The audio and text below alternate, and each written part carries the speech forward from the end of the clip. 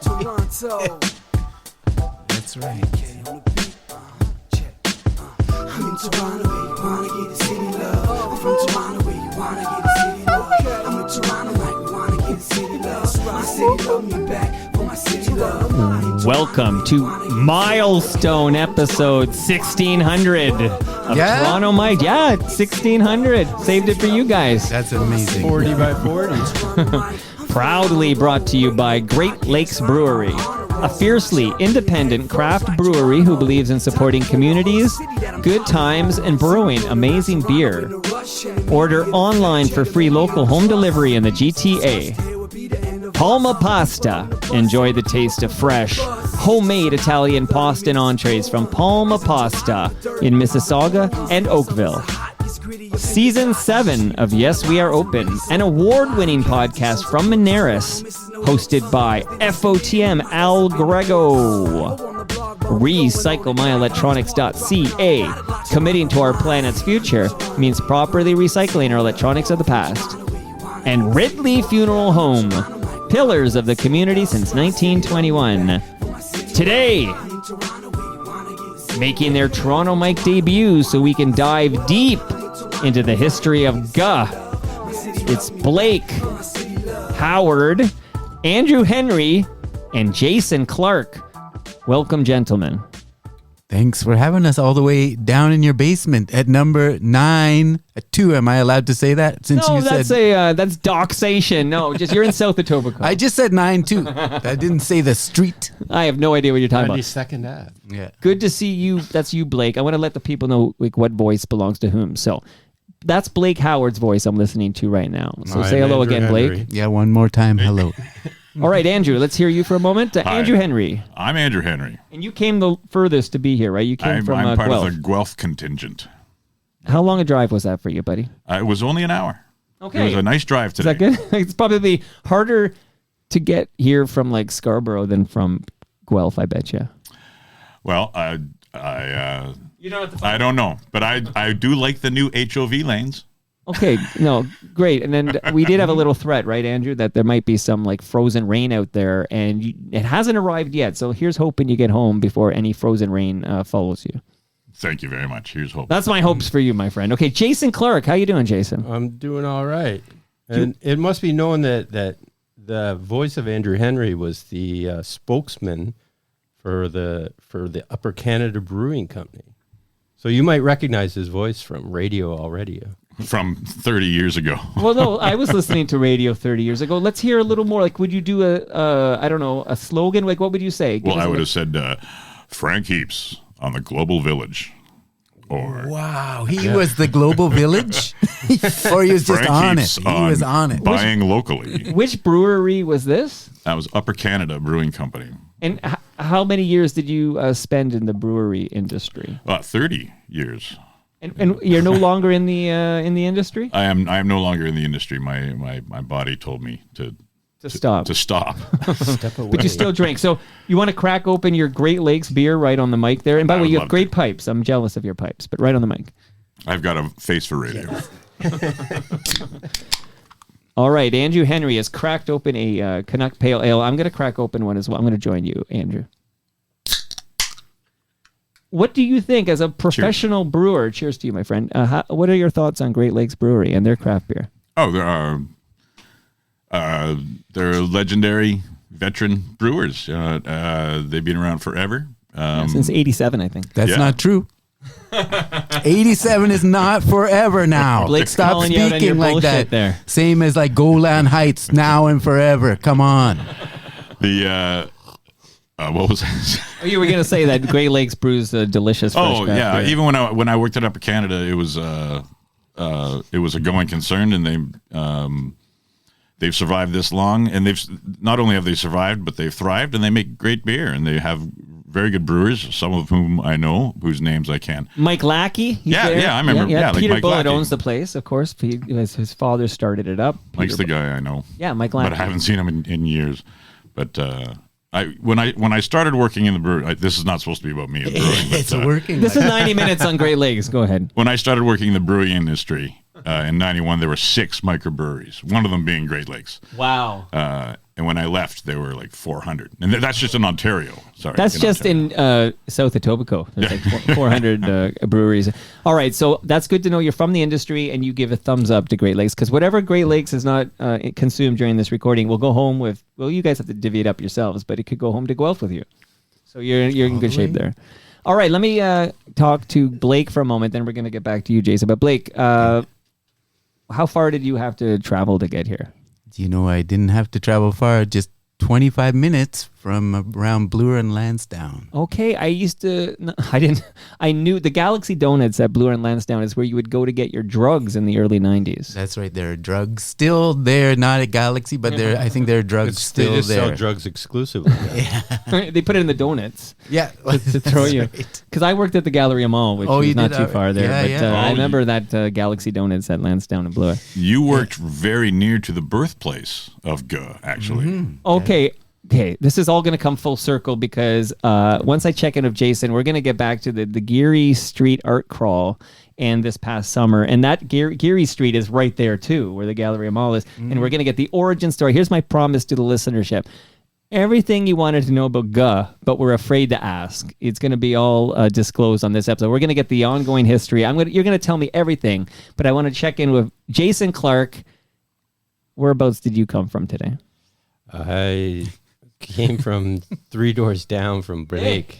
Okay. 3 Doors Down. That's another band, I think. 3 Doors Or Down. 3 doors up. I thought it was 3 doors up because you're more in the north. numbers. Yeah, I guess but that- Yeah, 3 because doors down is towards the lake, right? I mean, Jay has got a different idea. He's thinking it is 3 doors down when you are going. So let's start by finding out what instruments you each play in GUH, and then we're going to get some of my GUH questions answered and get this origin story. But Jason, what instrument do you play? I play guitar. Okay, you're a guitarist. Yes. Amazing. And what about you two gentlemen, Blake and Andrew? we have ended up on the drums, and drums. How many drummers in GUH? At least 2, but usually 3. I think. Well, 3. There are 3 of us, but one of us is a floater. And there's also other ones that appeared. Other drummers appear in GUH. And I would say that all of GUH plays drums too. Like there have been recordings when everybody has played a percussion instrument. And I have some recordings loaded up. So not only the new stuff, but just as we chat about GUH, because I'm going to assume there are a number of people tuning in right now where like, what the heck is a GUH? Like, who's GUH? I'll bet you. I know. You're looking at me like, no way. I'm telling you. So we're going to play some GUH. We're going to get the origin story. Everyone's going to know everything about GUH. But because Andrew got here first, because he had to allot like several hours to make sure he got here on time. Yeah. Andrew was telling me he enjoys drummer episodes of Toronto Mike. Am I right, Andrew? I do. You've had some great ones. You had Don Pyle, Shadowy Man on a Shadowy Planet, and more. Gene Champagne, and more. Like Don Pyle is I don't know. He's a legend. But Gene Champagne. Gene Champagne gave me these teenage head drumsticks. If you guys haven't heard of it. Whoa. But my favorite one was Brian McCullough. Youth. He was he's a big one for me. He's a big one for you. Amazing. Now, I mentioned the Geary Street Art Crawl. So this is like a free event. It's a very cool happening, not very far from Dufferin and DuPont, where the Galleria Mall is located, and where I worked at the Food City for 5 years. Yeah. Okay, shout out to the Food City, which then I was there when it became a Price Chopper, and I think it might be like a Freshco now. What is that now? You're right. Isn't it a gigantic, huge building now? Well, they're working on it. They are. Yeah, some people are in there already. There was already a fire there, so that's amazing. Okay. They're already doing that. That's like a baptism. It's a baptism here. Yeah. So I'm at the Geary Street Art Crawl with my wife, and I don't know how many of my kids were there. I think at least one. I don't know. And then we were there with Cam Gordon, who's an FOTM Hall of Famer, and his wife, MF. I cannot disclose her true identity. And we're there to see GUH at the Geary Street, the park there, the parkette there. And you guys, did anyone in GUH see us like lollygagging around or anything like that? I did. Okay, so so what did you say? You said, "Oh, that's the guy who talked to Don Pyle." Like, is that? I said, "Yeah, that's the Toronto Mike guy," and Yeah. And then you reached and out to me. He does a good podcast, and so I reached out. And you're like, you checked the catalog. Have I done the GUH deep dive yet? And you're like, no. And then this is an opportunity to do just that. There's not a lot of definitive information on GUH on the internet. Are you guys aware of this? Yeah, yeah. When you put "ga" in the bar up engine? there, sometimes you end up in Ethiopia. Sometimes you end up in Jamaica, definitely. But yeah, "ga" doesn't often take you to information about this band. But if it does, the information is sometimes obscurational or whatever. But it is. There's a little bit of information, but. Who's best of you three gentlemen to start us off with the GUH origin story? I believe we're going back to 1991 now. I think I'm at the Galleria Mall in 1991. But who's the best to start us off here? I guess that would be me because I was there. And you have the best pipes. GUH pipes. But there's an address, a famed address, 96 Lapin Avenue, which butts right up against the Galleria there. In the back alley, and a bunch of us lived there. Some of us were in college, some of us were in university. Some of us weren't even there yet, but it was just a house full of guys, mostly from Belleville. Actually, really, there's a big Belleville connection for this band. So there was a band in Belleville called No Sad, made up of a bunch of guys, in which I was in just briefly, but that band kind of broke up because we were just high school kids. Everybody all went off to university and everything. We all ended up in Toronto a year later, and we're like, well, we got to do something. So we started playing, and it was just your basic rock band with bagpipes. And we were trying to be a punk rock band. I don't know if we succeeded or not, but we were trying with bagpipes. Right. Are all three of you members at this time? No, at that time it was just me. And a guy named Ruben, and Ruben actually was in a band called Glue Leg. I've done a Glue Leg deep dive. Okay. Yeah. Hold on. Well, if you've done a Glue Leg deep dive, you must have heard of GUH before. You know what? It's funny because my GUH awareness. Hold on a second. Like my GUH awareness really kicks in when Cam Gordon and I had a long chat about GUH, like this legendary Toronto band, and I realized how little I know about GUH. And here we are today to satisfy that. What were you going to say there, Blake? I'm just going to say this. So I played in Glue Leg, or they were called Sundog, or they were called Subject to Change in high school. Or Full Fathom 5. Full Fathom 5 or anything like that. But Ruben Huizinga was the person that I played with in these things, and he lived in this house, 96 Lapin, Wow. with Andrew, who also played in like Pink Floyd's The Wall production by Dorian Williamson. Anyways, I moved into the house. I was 19. That's the number again, number 19. And I just moved in there after my parents bought a new house, and I moved out of that one, and I lived there for a week. And this is my remembrance of what the beginning of GUH was, because I moved into the house with these people they say are all from Belleville. Some of them are from Belleville. Right. Some of them are in university or college. I wasn't in any of those things and didn't come from Belleville. But I noticed that the music that they played was pretty incredible. Wow. And thought, after the first gig, you might be coming to the first gig, but I just had to say that the way that this house was composed was slightly like Andrew is talking and slightly like I'm talking. And Jay doesn't get to speak yet, but he's about to speak about how the rest of it comes together. Okay, let's hear from Jay. I came to the house in 91, but you guys had already played. Yeah. And you was already formed. And I came up because I was playing some music with one of their roommates that wasn't in the band, Ron Kelly. And How many people lived in this house? There was a bunch of us. I had no idea at It's the like a time. commune. At one point, Yeah. Tom Green was living on our couch. Really? on the weekends. Yeah. That's a fun fact. What about the other guy? Because we had the Jody Moore. There's a guy named Jody Morris who used to be on You Can't Do That on Television, if you remember So was that. Alanis Morissette was on that show. Well, yeah. And she was living in that our was house as a connection. stripper. That was there, and she would go to Yeah. the basement sometimes. There was, is that the stripper that looked like Roger Daltrey? That's exactly it. Yeah, okay. There was a stripper that lived in the house. But it wasn't Alanis It wasn't Morissette, 'cause I Alanis can't, you know what? I Morissette. can't have the fiction in this definitive history, or no one's going to believe any Okay, of we're it. blowing that part Yeah. out. That part is I'll gone. fix that one in post. Thank you. But Jay, so you're there. By the way, I just searched my own little archives here to say that my episode of Glue Lake, I want to make sure I have the right guys, okay? Because sometimes with these bands, I get these guys, and I was like, oh, that guy was just like hanging around with the band, wasn't even in the damn band. So if people want to hear the definitive history of Glue Lake, which of course will reference GUH, 1238 is the episode number to go to. And it was Carlos Alonso, and Christian Simpson. They are founding members of Glue Lake, and they came on to basically bury me. Christian Simpson is not a founding member. What the? Well, here, this is your moment. He's a fantastic drummer. He is incredible. But I played in that band before. Yeah, Alonso is a founding member. totally. And then Christian comes later. Yeah, after I flake out and say, Carlos, I can't play in this band any longer. And he goes, well, good. You want to be playing at the Cameron House when you're 28? And I was like, yeah. And then every time I play at the Cameron House, I always think of Carlos Alonso, and I go, now I'm 52. And I'm playing at the Cameron House. What am I supposed to do? Shout out to John Bora. Okay. Who named it GUH? That would be me, I guess. I don't know if that's a thing to admit to. Henry, our bagpipe player, and I both kind of own the naming the band. But it's named because we were sitting around one day. I don't know what we were doing. We were probably drinking and being 19-year-olds or 20-year-olds, whatever we were.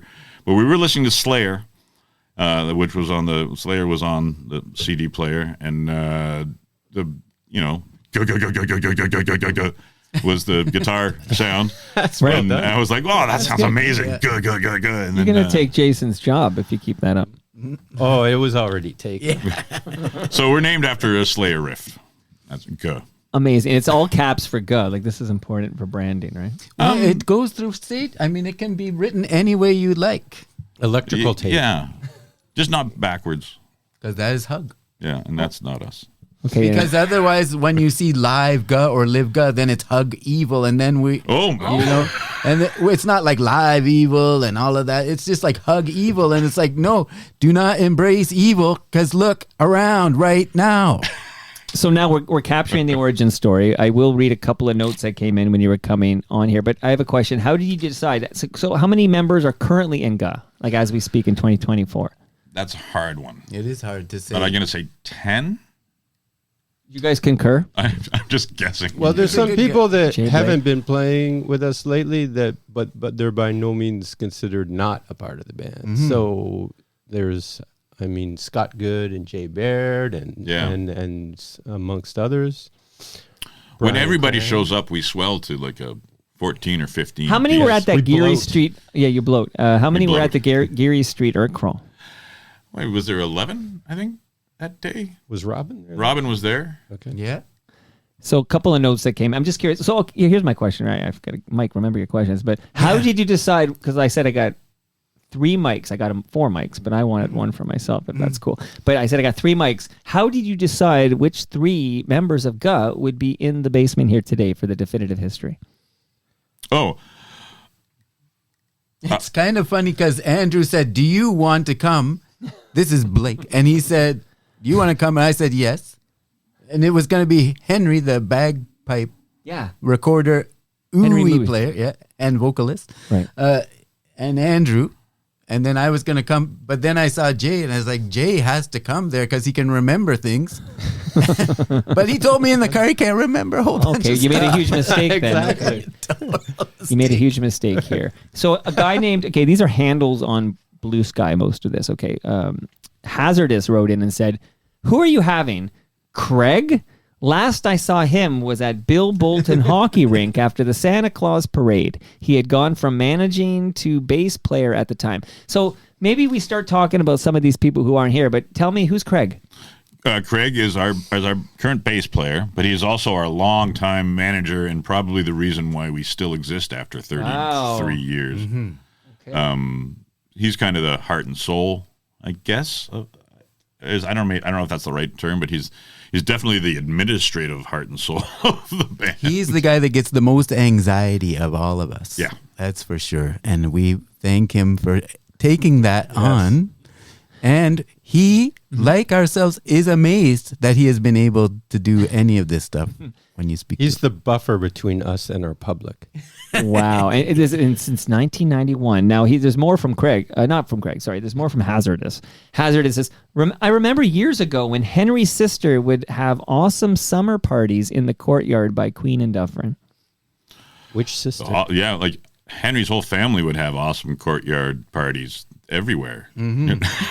Sometimes they weren't in courtyards, I guess, but The but that's basement a of true Bartlett. statement that he said. It's a So who's Henry? Because not to be confused with Andrew Henry. Yeah. Henry is our bagpipe player, and Henry is the Henry and I and Julian and Ruben from Glue Leg are the 4 original members. Yeah. Originale. Here we go. 3 of us from Belleville and 1 of us from Glue Leg.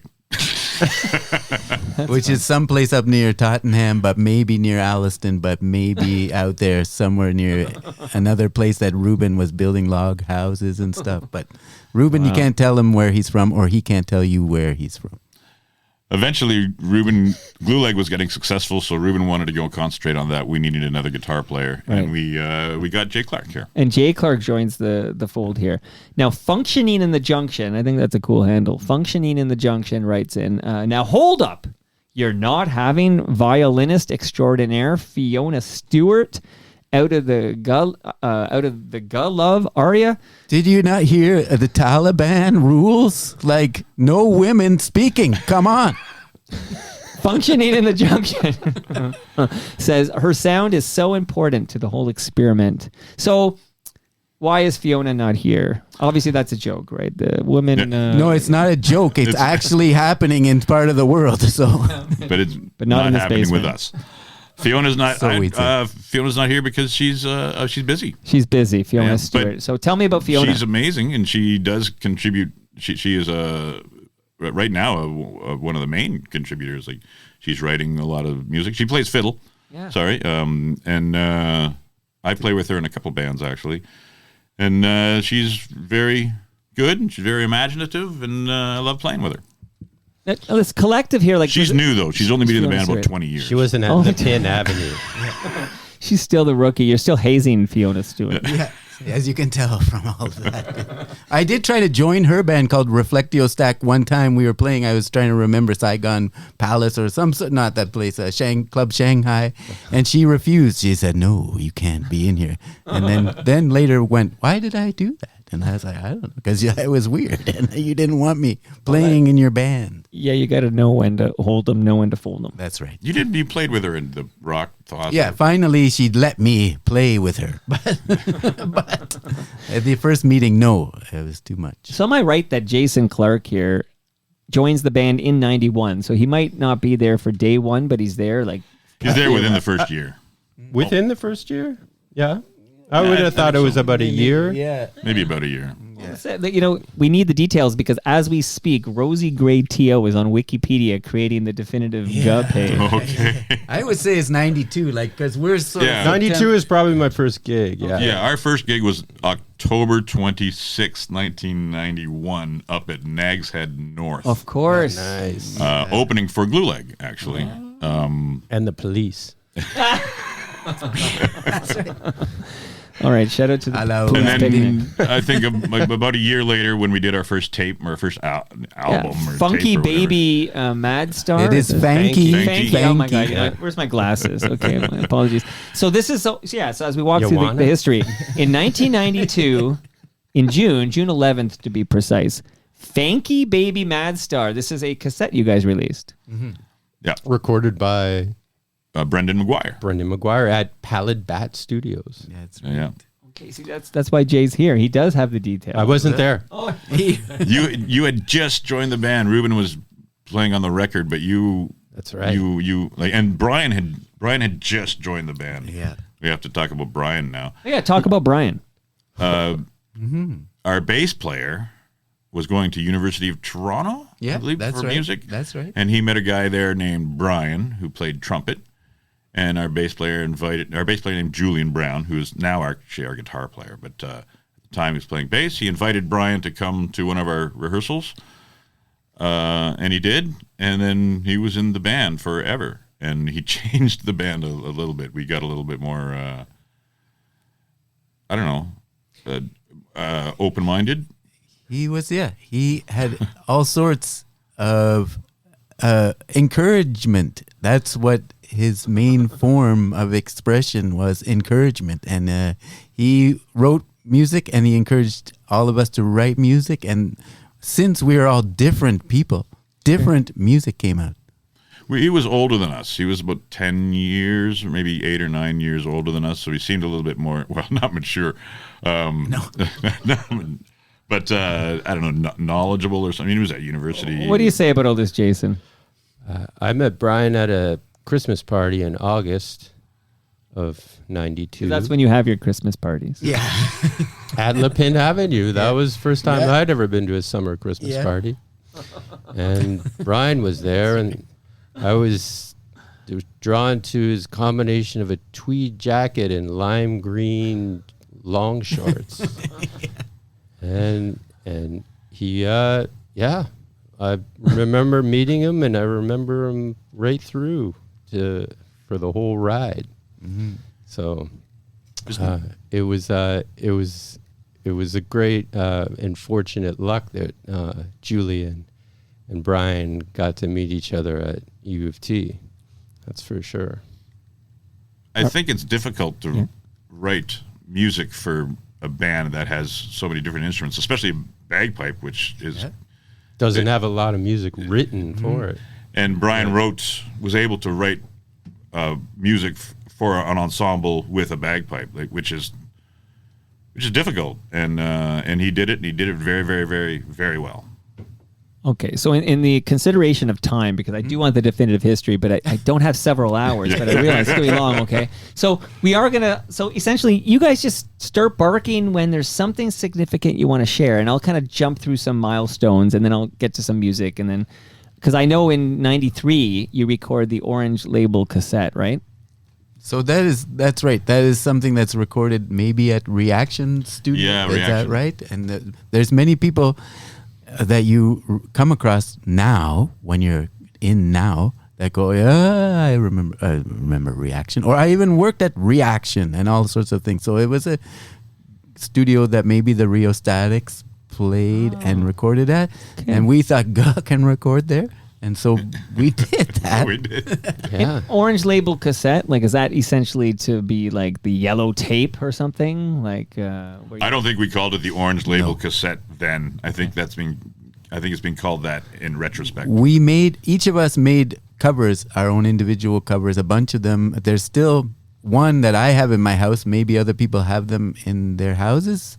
None of us have a copy of that tape that I know. But Is it on the Bandcamp, though? Is that copy of that? it is. Somebody gave me that to at least put on, but maybe they just gave me the files. Maybe Craig Barnes has it. Well, can I ask, speaking of fire, I'm not here to shame anybody, no shaming at all, but Andrew, I was messaging with you about this visit, and I said, can you send me some MP3s? And you said you didn't know what an MP3 was. Is that true? Like, is it possible? Yeah, I know it's something to do with music, and I know it's something... Okay. Only because I thought you were putting me on. No, right? you know that I'm people, not, when they go, but- I don't watch TV. Like when you were a little kid and they go, I don't watch TV and stuff. That's the same as Andrew is doing now. But I if don't you even worked in know. TV, here's my thing. I understand there's You know many that, people right? who don't know what an MP3 is, except they're not musicians for decades, right? Like musicians typically know like what an MP3 is because they know what Drummer. a CD is. Drummer. Okay. Do you believe him, Jason? He didn't know what an MP3 is. He's putting me on. He has no clue. Do you know what it stands for? MP3? Yeah, it's a protocol, so it's like I can't remember off the top of my head, but I used to know the Why? answer. Do you know? No, because I thought it was Music Player 3. And I was like, why 3?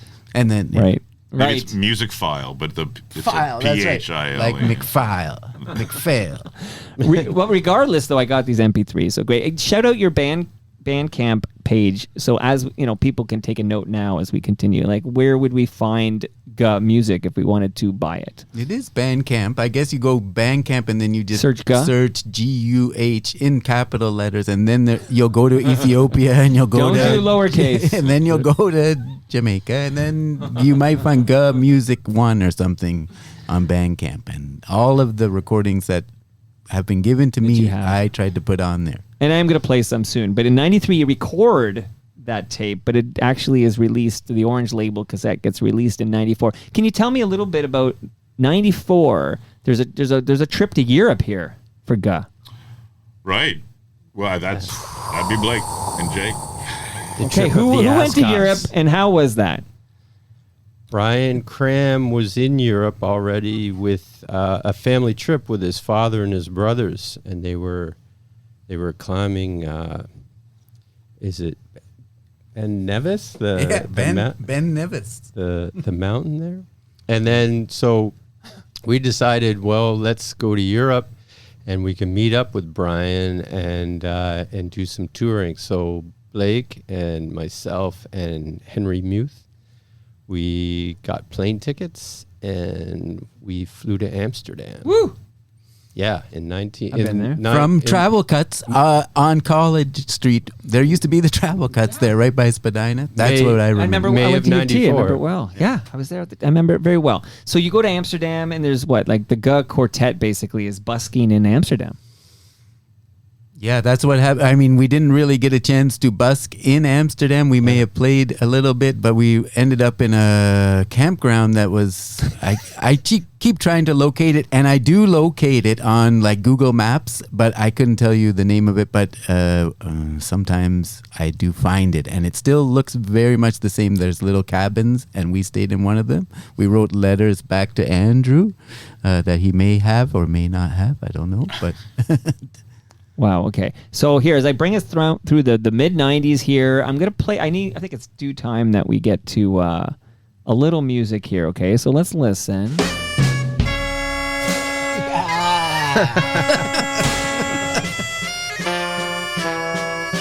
Wow. They're like, okay, now I know what a GUH is. Okay, here we go. That's a great intro.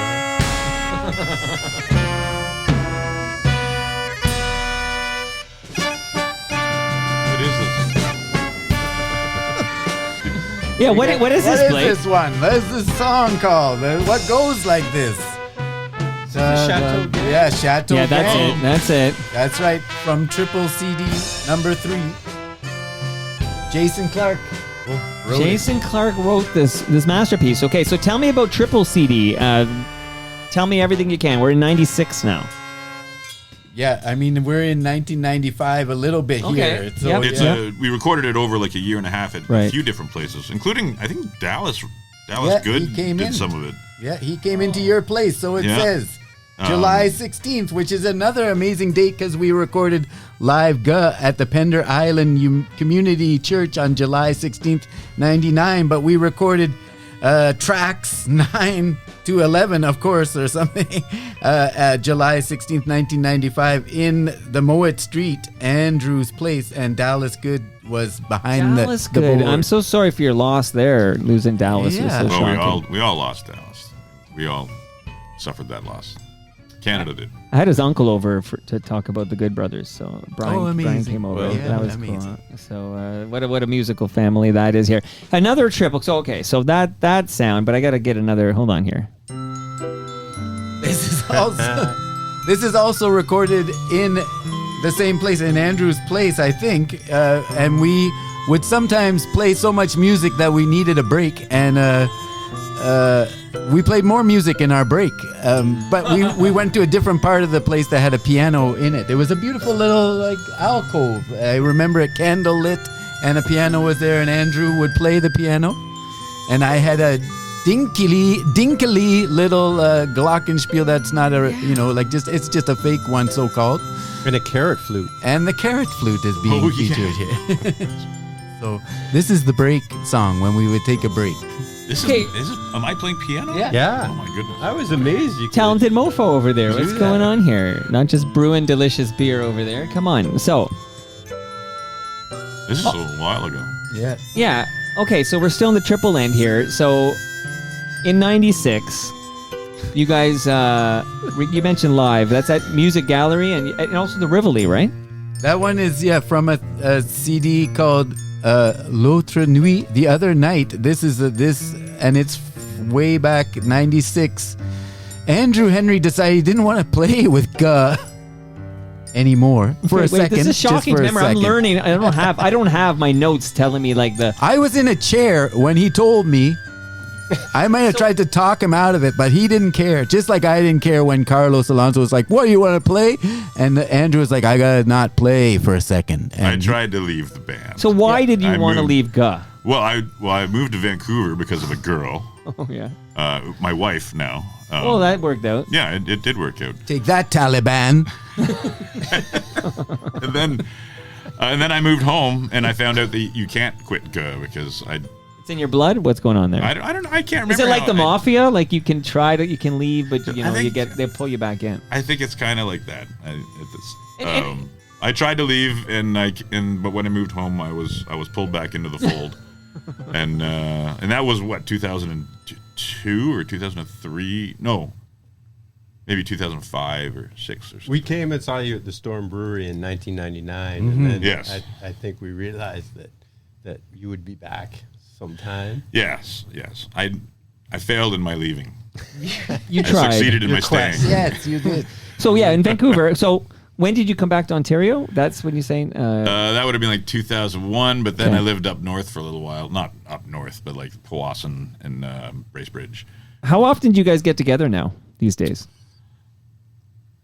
I think I mean maybe once every 2 months, and sometimes it varies. It very. We have a bunch of gigs during the year that are now turning into like regular. We do it every year. You know, like Geary Street, we seem to, and the Yeah. Guelph Jazz Festival, we seem to. The 29th of December seems to always happen. Yeah, we always when we are this Somewhere. year again. We're playing at the Handlebar December 29th.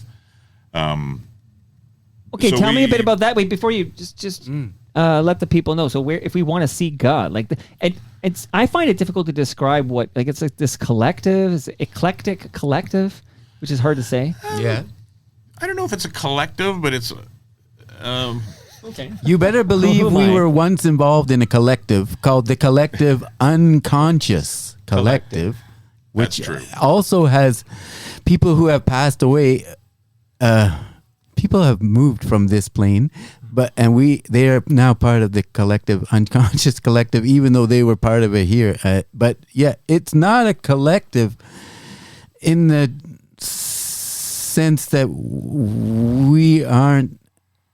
There's no mandate. Stuck together so much. Exactly. We haven't shot a CEO in the head Not with yet. our ideas, but I keep referencing things that are happening in the news. That's just to put us in a time period. Don't worry. I don't believe anything. Don't worry. Look, we got to let people know we're recording in December 2024. We'll see how all this ages. That's right. Brezhnev is the president. Brezhnev is president. To the original question, Yeah. we get together to rehearse maybe once every couple of months. and Or years. And what was that date though? You said December 29. December 29th. 29th. Yeah, we always Where? play on December 29th. Okay, that's a big day. That's like your Festivus or whatever. Yeah. Where are you going to play? The Handlebar. In Kensington Market. Okay, very exciting. We should kind of have like I'm thinking Toronto Mike listener experience events at GUH shows. That sounds really cool to me. So a few highlights I want to hit. So in mid 90s here still, like 96. No, yeah, 96 you guys go to New York City. Like in 97 there's a New York and a Chicago trip. Like what can you tell me about these road trips here? They are funny, that's for sure. Yeah. There's a Suburban maybe involved in it. Brian Cram's family Suburban. Maybe it And that's breaks a car. down on the side of the road in Yeah. Indiana. Maybe. Broken radiator, right? Yeah, that's right. That's exactly what happened. There's a postcard in my basement where I try to write my wife about it, and I draw a picture of a guy who is the tow truck driver, and he asks us for an ink pen. I remember that part. It's like Bob Dylan, I need an ink pen. And that's just to write about how disappointed he is. And we were all asleep in the Suburban when the state trooper tapped on the window. Because it was 6 o'clock in the morning. The sun was just coming up. And we were all asleep. We were trying to get from Chicago to New York, which apparently was harder And than going it through sounds. Indiana is a smart way to go. If your Wow. car doesn't break down. And are you playing gigs on the way, or what's going on with the GUH component of this? No, we played at maybe the Empty Bottle. Is that right in Chicago? Is that Yeah, that's not the bowling alley. That's the other one, right? Yeah. It was the empty bottle. the That's empty right. bottle?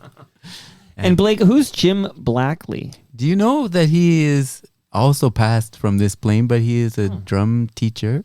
Okay. Many people studied with him. Some people tried not to study with him, but some people studied with him and didn't get along with him. Some people think that he is incredible. He is incredible in many ways, but he teaches. What he would say is he. I mean, I can't even say what he would say, but he. I started studying with him in 1997. Our friend Dave Clarke was studying with him. And again, I think I am still studying with him, and I'm hopefully passing some things along to our friend Andrew here. But, basically he is a drum set teacher, but a teacher of humanity and connection. When in the did he world. pass? Also July 16th, if you can believe it, 2017. 2017. All right. Sorry to hear that too. Holy smokes. Yeah. Now, Flog. So the Flog CD gets released in 97, but how do you pay for this? Like, how are you paying for the recording of the this music? This one does say it has the gracious assistance of Ontario Arts Council. That is maybe the one time we got a grant to Ontario Arts- record. Okay, so because I mean, there are artists I've had on this program who have basically hired people who are like grant application specialists, because there's all these grants, but you need a PhD in grant application to figure it all out. But you guys got a grant For this Flog. particular recording. And I think it is the only one that we did get a grant for. We did get a grant for going on the We Are Sunburning tour in 1999. There was also a very timely grant, because I think Probably- we had no money. And Probably Craig Barnes helped us with yeah, that. he totally helped us. Okay, and this is the Play Ethic. Am I? In Or the right- that, or is that another one? That's just that's Okay, a Brian. that's a Brian record. Cram. Yeah. Okay, so We Are Sunburning comes out in 99, as you said. You released that CD. And I'm reading about a tour out west, right? Is that because a member lives out there? You're in Victoria, you're in Vancouver. It all makes a little more sense now that I hear about the woman in Andrew's life. I don't think they came out just because I was there. I'm sure they enjoyed seeing me because We did. I'm a Yes, we pleasurable did. It was an chap. incredible surprise. Yeah, and it was so surprising that your beer exploded. It's true. We had a A cap It's off? What do true. you call that? well, it's just one of the tanks blew while you were there, and Yeah. got beer everywhere, and That's it was very amazing. exciting. It was exciting. But the main thing was that you guys toured around the islands, and I think you guys had a good time, and maybe somebody lost their trumpet. Somebody did lose their Who trumpet. lost their trumpet? Well, Probably the trumpet Wasn't me. player. One of you drummers lost your trumpet? Yeah, Is that we what I'm lost hearing our over here? trumpet 'Cause you're out doing it there. wrong. That explains Yeah. it all. Okay. We Are Sunburning. So you were sunburning in the Victoria Qualicum Beach in Yeah. Vancouver area. and then all the Galliano Island, Pender Island, where the live GUH was recorded, Pender Island, and Salt Spring Island, maybe Denman Island. And we played a show on the rocks in Nanaimo Yeah. when the tide was coming in. Yeah. There was 2 girls there for that show. And there's some good Tofino. naked shots from Tofino. naked photography from Wreck Beach, I believe. There's Red some Beach, that's good- right. We're working blue here. What's going on here? Holy smokes here. Okay. And again, you guys are the experts. I'm just guiding us along here, but it's you got that live GUH CD that gets released celebrating the magic of this tour. If I got the right tour, this is in Yeah, that's 1999. right. Okay. That's right. And then I think it's kind of neat that there's this New York City bike tour. Do I have this right? 2001? This is right. This is because Craig Barnes wrote this, I Yeah. think. Okay, yeah. Barnes. Because I was biking earlier today. I need to know what's a New York City bike month Craig tour. Barnes worked for a organization called Transportation Alternatives in New York, maybe based in Brooklyn, but maybe based in Manhattan. If they can tell us via the internet if we're totally wrong, but Transportation Alternatives still exists, and he got GUH Right. to come down there right. and For the and Century play. Ride. Yeah, and play the bike races underneath the Williamsburg Bridge or whatever it was in a bar. They had stationary bicycles and they were racing them. Yeah. Craig Barnes was the bicycle ambassador. No, love it. To New York. Yeah. Love it so much. Okay, now it's funny because recently I turned 50, and I had an event for my 50 at that Great Lakes Brewery, actually. So it was TMLX. What number was that? 15, I think. Mm-hmm. And I can see here that Brian had a 50th birthday party that coincided as a CD release party for GUH.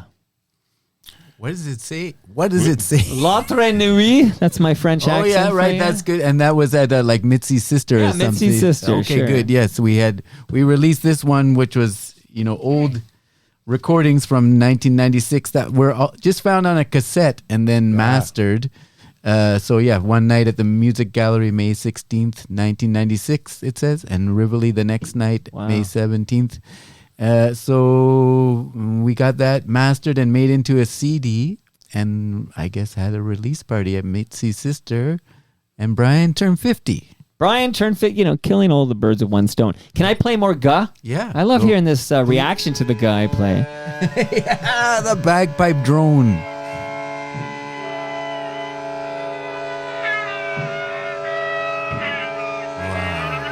How could radio not be playing this? Yeah, Explain it to me. Come on. About time. Yeah. They like Mary Tyler more. Come on. Why wouldn't you like this? Is that didgeridoo? Is that Colin? Yeah, sounds like it. The sound of Dick Van Dyke getting out of bed. No, I think it's Julian on a bowed bass along with the drone. That must be Bird of Hell. Is that true? I like this one. From the Unearthed record. We should play this song. Wow. My son, one of my sons, my older son, said it sounds like The Mud Pit. The Mud Pit. That's when I played this in the car once, and he's like, sounds like The Mud Pit. And it was. MP3.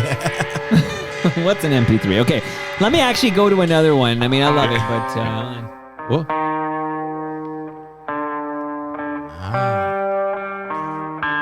Sticking to the same era here. ABA.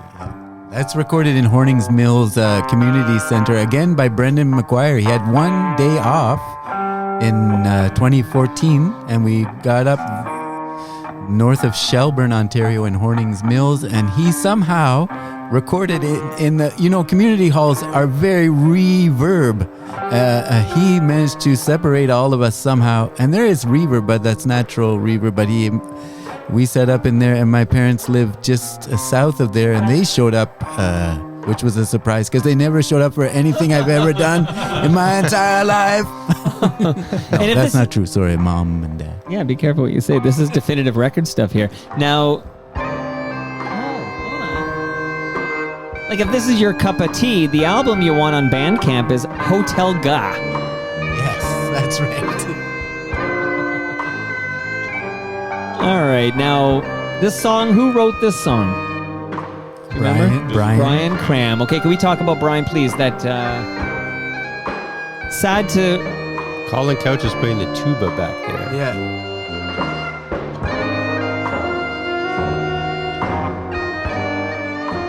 July 2022. There's some sadness to report from July 2022. Is that when Brian passed? Yeah. That was a blow. That sucked. I guess. Yeah, and I mean, we again still getting used to it because Brian would sometimes show up out of nowhere, so you keep thinking he might do the same, but he's not going to do that. And as Jason Baird's child said, he was supposed to come to my birthday. And, and I said, yeah, I know what you're feeling right now, kid. But, yeah, Brian, of course, never leaves, but... We found him once on the escalator in Prague. And we were on an escalator in a subway station in Prague, and Henry and Blake and I were together. And we were going, and on the opposite escalator going the other direction was Brian goes by us. Yeah.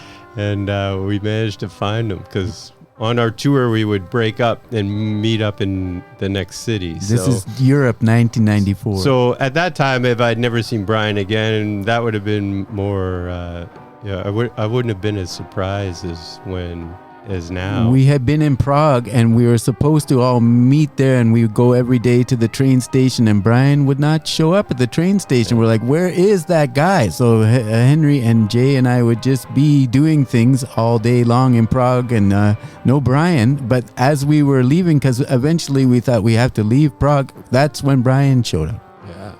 And we went to Lago de Como, Yeah. Italy, which George Clooney, come on, we know about you, but you didn't know about it back then. That's right. Ever since we lost Brian, though, I feel I can't speak for everybody, but I feel like when we play, he's often with us. Brian is there. He's his spirit, or his, I don't know what you want to call it, Overtone. his overtones or whatever. He's often there, and both with Brian and with losing Brian and with losing Dallas, both of them. It did inspire me to try to play music as well as I can. I'm going to try to play good music, and I'm going to try to love and be happy doing it. So that's what they've left me, and I cherish that, and I use it all the time. Did you guys see that Prime Tragically Hip documentary? Did anyone here see that? Yeah. I didn't, but I see behind you, it says, and to me it says the Tragically Help, which I really like that. When my eyes are Right, deceiving me, but I don't mind how they're doing it. The Tragically Help. Well, there's a scene at the end where they're talking to Gord Downey's mom, and she's it's really kind of an interesting, sad scene then, where she talks about how she's used to her son going away on these long tours where she wouldn't see him in for a long time. And she said she just sort of like told herself that he's on another long tour, like he'll be back. And I always wonder, like, you just feel like Brian's gonna show up at some point, like Brian's just on one of his Excursions. sabbaticals. Yes, he is on an excursion. The big I canoe don't know. trip. I don't know if you've heard it, but Gord Downey was playing at the CBC, maybe live on CBC, Maybe. and maybe some of the Rheostatics were playing behind him, and Brian, they play a Mary Margaret O'Hara song, and it's gorgeous, and Brian ends up playing is the trumpet player on this Gordon Downey. That's right. Well, because version. Dallas Good did a lot of stuff with Gord when he was doing his solo. So Dallas probably grabbed Brian Yeah. and got him to come in, and I didn't know he'd done that, and when I think when Gordon Downey passed, they played it on the radio, and you know, it's a beautiful song. Gordon sings beautifully, but then this trumpet starts playing, and I'm like, oh, and then he's picking notes that aren't maybe what everybody else would have picked, and I'm like, my goodness, that sounds like Brian. And by the end of it, I was like, Yeah, it's certain gotta it be. was Brian, and then I looked it up, and it was definitely Brian. You know? Yeah, but if you should, I don't know the name of the song. It's by Mary Margaret O'Hara, and it's on CBC. Gordon Downey. So what's it like recording without Brian? I mean, GUH TV, is that the next recording? Is that the first recording without Brian? Yeah, and GUH TV was interesting because we tried to play songs, like songs with like lyrics, like Finally going to get on the radio. yeah, it was our pop record. Time Julian, to sell out. yeah, as you can see now, we're benefiting from that. Totally working. Yeah, Julian, our guitar player, wrote a bunch of songs, and a bunch of the band backed him up and played it. It was the first time we kind of recorded not all at once. The bass and drums were first, and then I think vocals, and then guitar, and then it was all separate. It was kind of Julian's little pet project, and I think it sounds great. He wrote some great songs, but it was different for us because it was kind of a vocal song based as opposed to instrumental, which we normally do. All right, I'm going to give you guys some gifts. You've all collected in my basement here in South Etobicoke for the definitive ongoing history of GUH, which is long overdue. Like, I'm glad you're here. Yeah, thank you Thank for you. having Thanks. us here. Yeah. And we're going to close, of course. Well, we're going to play some out of frame and talk about the new music, of course. 2024. There's music in 2024. But here, there's three of you. This is going to be a lot here. Okay, so some of you drink, some of you don't, but you guys have some fresh craft beer from Great Lakes Brewery to take with you when you leave here today. There's been some talk of loss. We've, we talked about Dallas Good, and of course we talked about Brian Cram and great loss. But I'm here to give you measuring tapes, okay? This can't make up for the loss, okay? But measuring You wouldn't tapes. believe how many times this is necessary. Okay, there should be Measuring 3 on the table, and that's courtesy of Ridley Funeral Home. So Ridley Funeral Home, pillars of this community since 1921. So Oh, I saw that in a movie once. Wow. they shot a movie once. Yeah. That's amazing. Everybody gets a Thank you. wireless speaker from Moneris. So there's What? this brown Oh, my. box here, Blake. You got one there. What? Jay, you should have Oh, I one. I thought think. that was What? candy. Nope, that's a quality Bluetooth speaker you're gonna take home with Boxen. you. Boxen. Speaking of the police, who opened for you right now. Yeah, that's right. Way back. Way I got back. my next guest. I believe was heavily involved in the police picnic that the Garys were putting on. Jay Clarke was saw there. it. Yeah, he was there. The second one, Okay, the second one Talking Heads. in the Spoons, because I talk to Rob Pruce all the time, and the Spoons are on that bill. The first one, so this guy, anyway, I moderated a panel discussion. This is the most recent episode. So before this one, I dropped one on Friday where I moderated a panel discussion at the Red Room, which is part of the Masonic Temple. And it was Gary Topp put out a new book, and it was really all about the life of the Gary Topp and his work with the Garys. And of course, Police Picnic was a big part of that. So It was really memorable because when Joan Jett came out, the audience started throwing things at her. And they were Why? just ripping like oranges and apples out of cooler because you could take a cooler back into Right. the exhibition grounds. Right. And then so she had to leave the stage because she was going to get killed. Wow. And her band. And then Scruff Connors from Q107 Don't came listen to out. her shit. He gets on the mic and he goes, the next person, if you see somebody throwing something at the stage, I want you to turn and punch him in the face. No and if it's kidding. you throwing stuff at the stage, I want you to punch yourself in the face. Scruff's son has been on this program All just to right. basically do imitations of his That's dad so- passed away, TJ Connors. Yeah. And nobody threw anything after that. But can I am just so I was a bit young. I missed out on these police picnics, but I've been talking to guys like Gary Topp and Gary Cormier, and then I got a guy coming on, and Rob Pruce, who played the second one. It sounds like you were there. Scruff Connors is a Q guy, but I would think that this would be a CFNY presentation. Like, That's why Joan Jett got it so bad. Because she was Q. Yeah. right, and Scruff is Q. So how did Scruff even be there to like? It's that I am just learning now that there's a The war never Q107 ends. because police, they wouldn't play police on. I mean, they had a term for it, which is a homophobic term I won't use on this program. But Q107 wouldn't play the police, and CFNY would play the police. Like that's how it was. And neither of them would play GUH. Yeah. you know what? That's Although bullshit we too. were on Q107. So when Or no, CFNY was. do you have any insight Bloor into how Street. you got on? Oh, yeah. Bloor and Bathurst.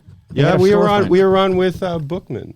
Dave Bookman. That's right. Well, if anyone's going to get you on That's CFNY, amazing. it's Yes, Dave that's Bookman. true. From, Yeah, Also we were in the gone. It's studio. like a shout out to CFRU 93.3 in Guelph, who's been playing us regularly these days. That's Okay. incredible. They played Flog the whole thing one time.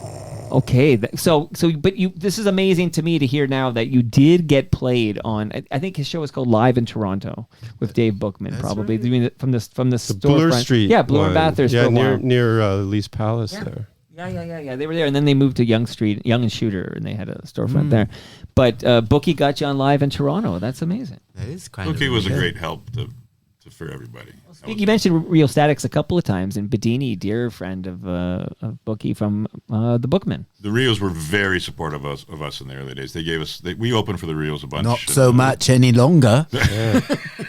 We played at their Christmas party at the Cabana Room in the Spadina Hotel. Yeah, that was fun. It was us and like the Real Statics and the Bare Naked Ladies and like Little Green Men or something.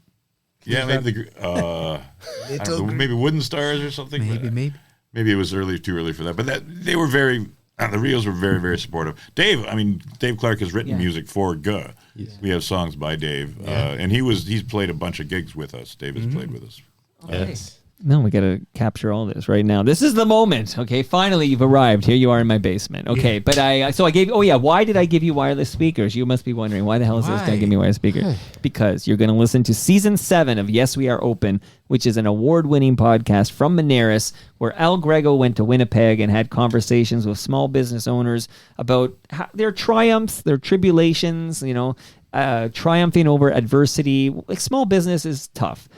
GUH's been around since '91, It's amazing. It's amazing. That's like you guys pat yourselves on the back. 91. Don't punch ourselves in the face. No. That's right. Yes. Doing Scruff okay. Connor. I've got scruff stories. My goodness I can gracious. imagine. When that Listeria crisis came out from Maple Leaf, he found himself a way to get paid. Let's put it It's that way. already Okay? funny, and I don't even know anything about it. But I've said too much, okay? And the late great, and he always had this term, and I borrowed it for this program.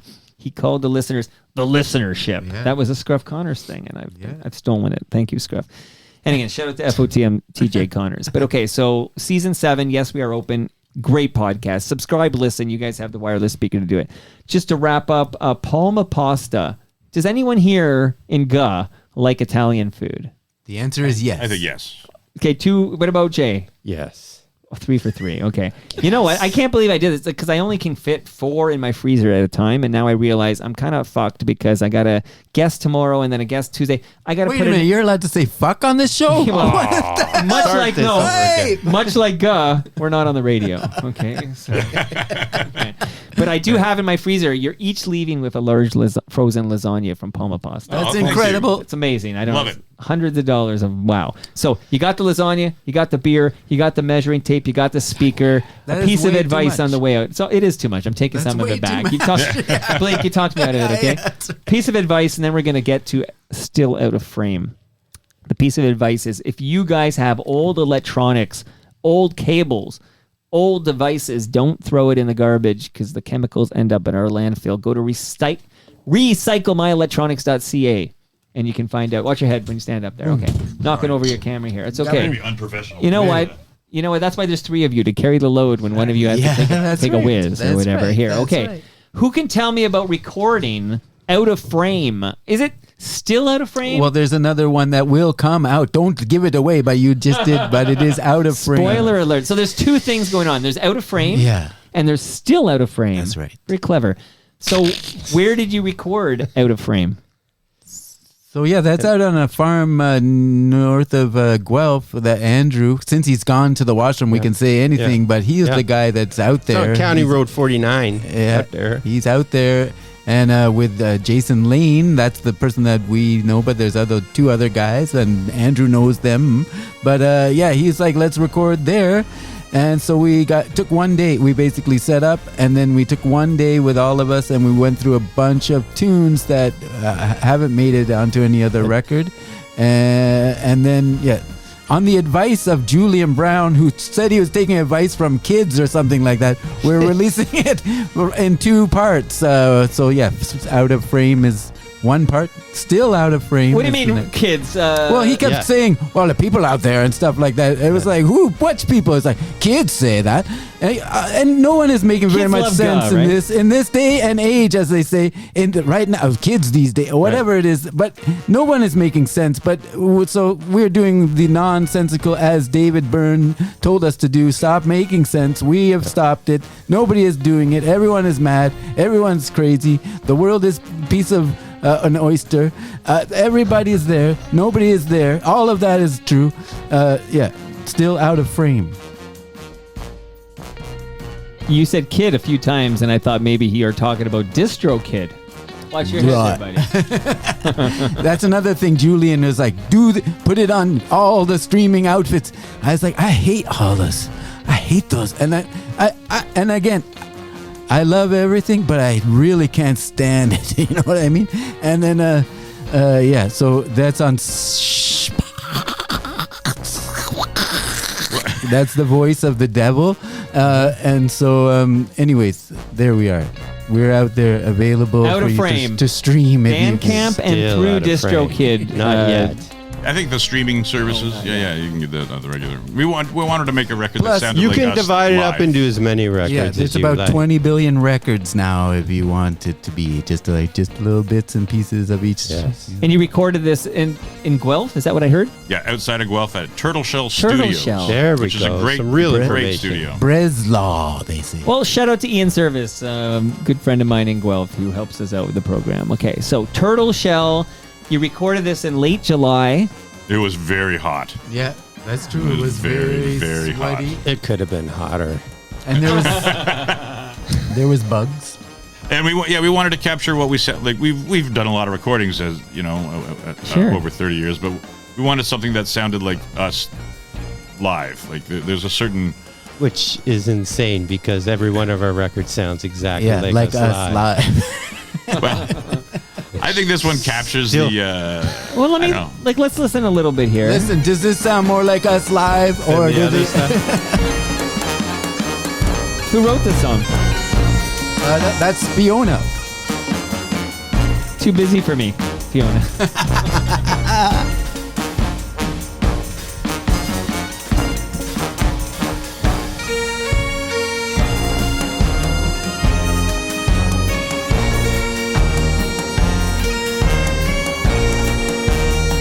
Do you know the name of this song? The thousandth night. Thousandth night. Hey. 1000th night. It could be the 1000th night, the 1000th night. Okay, so I'm gonna bring her down because I want to actually hear one more cut here. This one's by Brian Cran. Posthumous. Posthumous release. Yeah.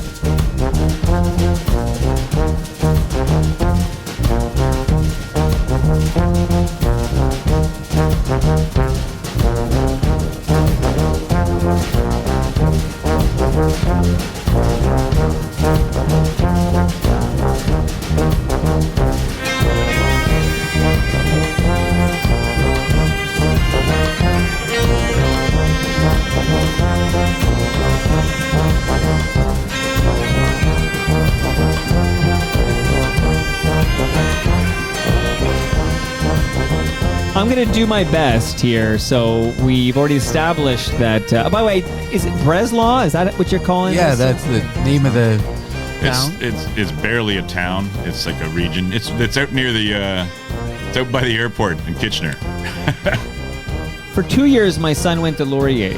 There's my connection to the neighborhood. Yeah. But And there is a Breslau in Europe that you will be astounded by when you go to make the connections in your own mind about what the hell is Breslau. so here's what I believe in my crack research. Here's who I believe we'll hear on this album here. Which, by the way, again, people can go to Bandcamp and search GUH, GUH, and then you can grab Out of Frame, which is a recent release. And you can see GUH live on December 29. That's right. I'm keeping notes over here. You Listen, are. I'm Every a year. professional. That's I'm a good. professional. Every year, December 29, everybody will show up somewhere. Okay. Henry Muth. Yeah, Muse. He's maybe. How do you say it, Muth? would There's a say Gary Muth, Muth maybe. that I recently came up on an episode of Toronto Mike. I think Jeff Silverman mentioned it, but maybe they're related. But he's bagpipes. Is that what Highland War Pipes? I think. Yeah, is the those. proper- Yeah, those are the names. Cool. Shout out to groundskeeper Willie. Okay. Fiona Stewart. I mean, I see violin, but the fiddle, basically, I suppose. What is the difference? Who can tell me the difference between violin and fiddle? Can you do it? Do you know how to do that? I don't know. Does a fiddle play country? And a Can we violin call Fiona? I don't know. violin I feel plays like Like people classical. get upset. That's all we know is there's some upsettedness. So Well- yeah, if you want to get into a fight, talk about it. shout out to we got Ashley McIsaac, I think. Okay, Fiddle Jason Clarke. He's in the room right now. Guitar. That's One you, of the buddy. guitars. Yeah, because Julian Brown. I'm not finished yet. I'm All not right, finished. not finished yet. Julian Brown. Guitar. I feel like I'm doing the. Julian started as our bass player and then was away for a while and is back now as guitar. I love this so much. Mark Rainey. Can you believe it? He's Mark? got like the Rob Proust role. He's on keyboards. Yeah, he's done it. He was originally in the chorus of the Flog, that song, so-called song, Flog. He was one of the choral The lead. members. He was the lead. Yeah. Also from U of T. But then suddenly decided he's got to be in GUH still and wants to play keyboards and sing as well. Well, yeah. So, There- yeah. They're singing Nice. in GUH, Yeah. just for the record here. Okay. Now, Craig Barnes, bass guitar. Still- And still managing the Still management. That's He's a right. He is management. management. Okay. Craig So- Barnes is an anchor. So send all your complaints. Which is a funny job for a bicycle. It's really a funny job. Craig Barnes. Okay, Colin Couch. Yeah, that guy can Yes. build things and play didgeridoo, but then he's on tuba in this one. Tuba. And he's an anchor. And he's a good idea guy. we did a bunch of movies. We did music for movies, like soundtracks, and that was because of Colin. That was What Colin's movies? ideas. Like We did a movie about bugs. I can't remember what it was called. Microcosmos was one that already had a soundtrack, but we redid the soundtrack against the law. The Battleship Potemkin. Battleship Potemkin, La Voyage dans la Lune. Georges Méliès, is that his name? we did it. We did that Cinecycle, Oh, maybe. jeez. What was that Kenneth Anger movie? I don't know that one. The Traveling Eye of the Cat. Oh yeah, that's right. Now I'm remembering it. The Traveling Eye of the Cat. That's Colin. Yeah. It's tuba and Yeah. ideas. And Rick Paladoir would do things called the Super 8 Festival at the Hart House, and we did music for many Super 8 films through Rick Yes. Paladoir. Love this definitive ongoing history of GUH. Okay, John Jowett. Jowett, JJ they call him sometimes. He's the newest Trombone. member. He's the newest member of GUH. How new is he as a member? Pretty new, like Couple of years? Yeah, without a doubt. I would play with him in Sandro Perry's band sometimes, but now seems to be GUH. He's What's around. what's euphonium? Like It looks like a small tuba. Yeah. It is held in the same fashion, but it's Brian smaller. used to play it as well. Yeah. The brass, a lot of the brass players. Can't help but notice on your list that Jason Baird is missing. Yes. He wasn't on this record. Oh, this is who's on the yeah, record? because I Oh, got this from Bandcamp right. for the Sorry. album. Yeah, Sorry, so my mistake. I can't no, help it's okay. me. That's okay. We're missing How him dare too. you question my crack research? Nick Clayton's probably How not dare on you? there. This is Bram an Crichton. award-nominated podcast. How dare you? Trevor Okay. Hawk. Andrew Henry. Do we know this guy? Drums. Yeah, Yeah, we know Blake him well. Howard drums. Okay, That to was wrap it all up Frankie's. here. yeah. Wow. Okay. Is there anything we haven't put on the definitive record here about GUH that we should hear? Anything? This is you guys. All your mics are open. Is there anything we should know? The listenership should know. Shout out to Scruff Connors. I mean, there's so many things. We can't even begin to say them. That's the whole problem. Where we would be a busking band. Sometimes we play down on Queen Street. Sometimes we would be a band at the Prop House. Sometimes we would be at this place called the Prop House that John Bentley On the Toronto Sometimes Island we were Ferry. other bands. We would be in other You bands. play on the ferry. On the Toronto Island Ferry. we Sometimes played. we'd be in the Toronto airport when somebody who has also gone, Ethel Muth, is gone from this plane. Where she was coming back from Korea, and there would be GUH there somehow in the Pearson International That's right. Airport. We played on the Chief in Squamish, BC. Yeah, that's Up on the mountain. Up on the mountain. Yeah, we hauled instruments up there, very difficult ascent, Yeah. and played there. And then people were like, "Why don't you guys shut up? We're on the top of Yeah. That's an incredible. What's your We got legacy? heckled on a mountain. Like when we look back at GUH, and I'm hoping we educate, thousands of Torontonians that this is happening in your own backyard. Like if you lack awareness about it because you only know music because it was played on the radio or it was on Much Music, there are a lot of people who, if it doesn't make, and again, I'm kind of dating myself for the Gen Xers, but if it didn't make much music or it wasn't played on terrestrial radio, it's completely off their radar. And let's face it, GUH is unlike some of the bands we've talked about, like Real Statics or whatever, didn't have a lot of radio play or much music exposure, right? So we're going to educate a lot of people that GUH exists. So if you want to leave people here, before I play another great Toronto band, Lowest of the Low, or a cover anyways of Lowest of the Low, what is the legacy of GUH? Like maybe we'll close with each of you telling me like what you want people to know and remember about GUH. I like that when you go see a GUH show, you're not when you go play a GUH show. For me, you don't know what's going to happen. You don't know how this. Like we have a bunch of songs, but guaranteed we play them differently every It's night. like jazz. It's kind of like that. I don't like to call it that because that immediately you say that word and then now you're not you're not opened as a good can as of that worms of guy that or one, that guy. right. It's like Right. we were I think we're influenced by all sorts of different music. I still consider us punk rock, but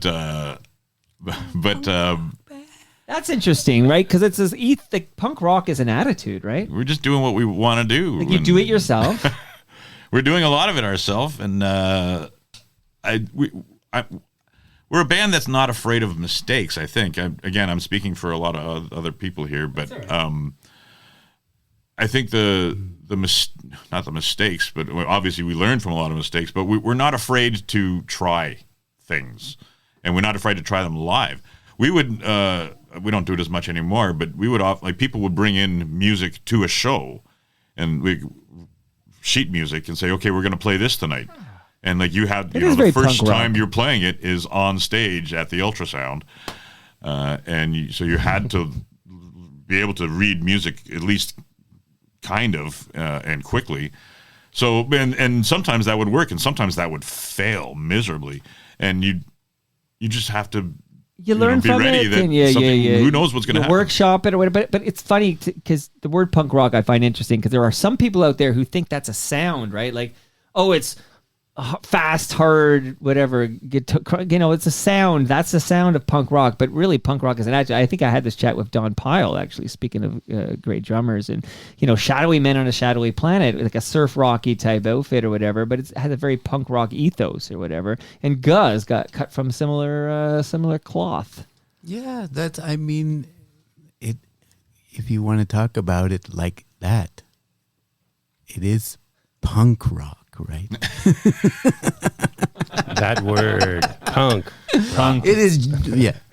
I mean, we're not obviously punk rock, but I grew up, that was the music that really affected me, and I know it affected Henry, and the rest of you guys, I don't know. Hey, did you like the Raving Mojos? Oh yeah. Yeah, I had Blair Richard Martin on the program because there's not enough. Similar to you, actually, there's not enough out there on the Raving Mojos. They don't. Unlike you though, where I can listen to. You don't know what an MP3 is. But I can listen. Like I just played a whole whack MP3. We can hear you guys. Good luck finding a whole whack of MP3s of the Raving Mojos. Yeah. Good luck. I play with Lopez, Michael Phillips, who was the bass player in the kind of the second iteration of the Raving Mojos. And he was in Jughead, and he was in all sorts of old bands. We distributed records for Jughead in Europe. Yeah, that's true. We did. This is the moment like where you can just spit something out and to blow some minds on the way out. I really liked in the early days. We are the bills that we'd play on would be.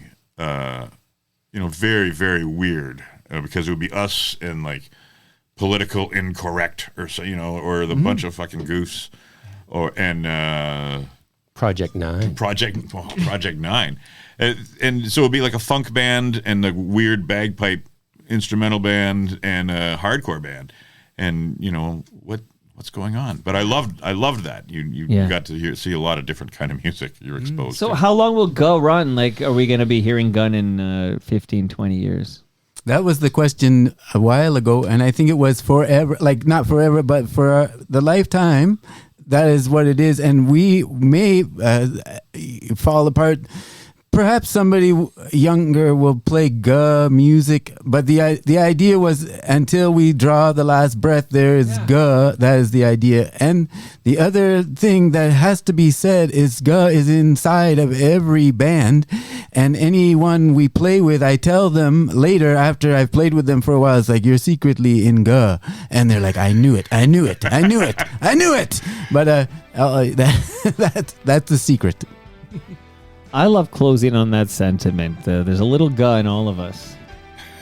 Right? Yeah. Go see a doctor. That's what Danny Wilde used to say to Brian Cram at the Winchester Street or the bar there. It's like, if you're sick, go to the hospital. That's what he kept saying to Brian, and it was true. Both Danny Wilde, Brian gone, but they knew each other intimately. And if you are sick, go to the hospital. Andrew Henry, that's great advice for everybody. If you're hungry, get yourself something to eat, and if you're dirty, then go take a bath, right? If your balls itch, scratch them. Sorry. That's all. No, listen, I'll fix that in post, okay? No ball scratching on this very esteemed program. We're not on the radio either. That's right, it, yeah. So, Andrew Henry, thanks for reaching out and making this happen. Thanks for spotting me at the Geary Street Art Crawl. I'll be back there next year. I think that's a very cool vibe there, man. Yeah, we love playing it. It is amazing.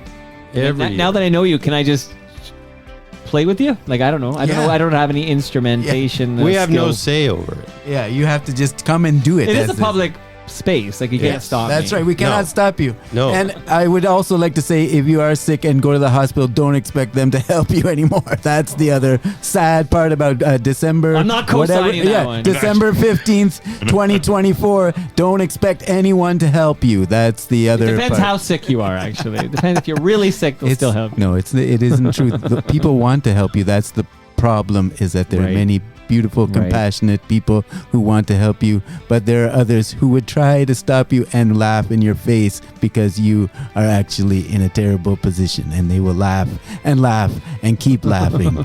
Well, fuck those people. So Andrew Henry, Andrew Henry, I hope it's not going to be freezing rain on your way back to Guelph. Blake Howard, Yes. I like the cut of your jib. Sarah. Anyone told you that before? Yes. Just Mr. Burns. Okay. Jason Clarke. Like, I feel like you're the strong silent type, but you have all the details. So it's great to meet you, buddy. Great to meet you. Thank you. He's got a good look to him, right? You should He's be the an actor. handsome one. I was going to say, Certainement. how come he's so much better looking than you guys? Yeah, we don't really like to talk about that. It's not the luck of the draw. And that, shout out to Stu Stone. And that brings us to the end of our, this is a milestone episode. Are you honored that you're 1600. Number sitting 1600. I love that. I love it. I love this square You root. noticed 16, 19, you noticed those numbers showing up, didn't you? Oh, I saved it. I saved this episode for you, that's for sure. But and that brings us to the end of our 1600th show. Go to torontomike.com for all your Toronto Mike needs. I'm on Blue Sky at Toronto Mike. Go to Bandcamp and search for GUH, G-U-H, and then buy everything. Just whip out the credit card and go nuts. In every country. In every country. In every country. Much love to all who made this possible. That's Great Lakes Brewery. That's Palma Pasta. That's recyclemyelectronics.ca. That's Moneris. And Redley Funeral Home. See you all tomorrow when my guest is Jeff Farberman. Is that right? Is that the right name? I would hate to get that wrong. I'm actually going to check in real time while our new closing theme wraps up. It's not Jeff Farberman. It's so fucking embarrassing. Wow, that is embarrassing. Paul Farberman, okay? Jeff's must be his cousin or something. Fuck that guy. Paul Farberman The is my guest cousins. tomorrow. See you all then. Oh, Don Pyle. Love it. This is Don Pyle. Yes, shadowy man. Yeah. I have Don Pyle's hardware case in my garage that Laura Pittican gave me. Amazing. Old Reed Diamond artwork on it that I get to look at every day.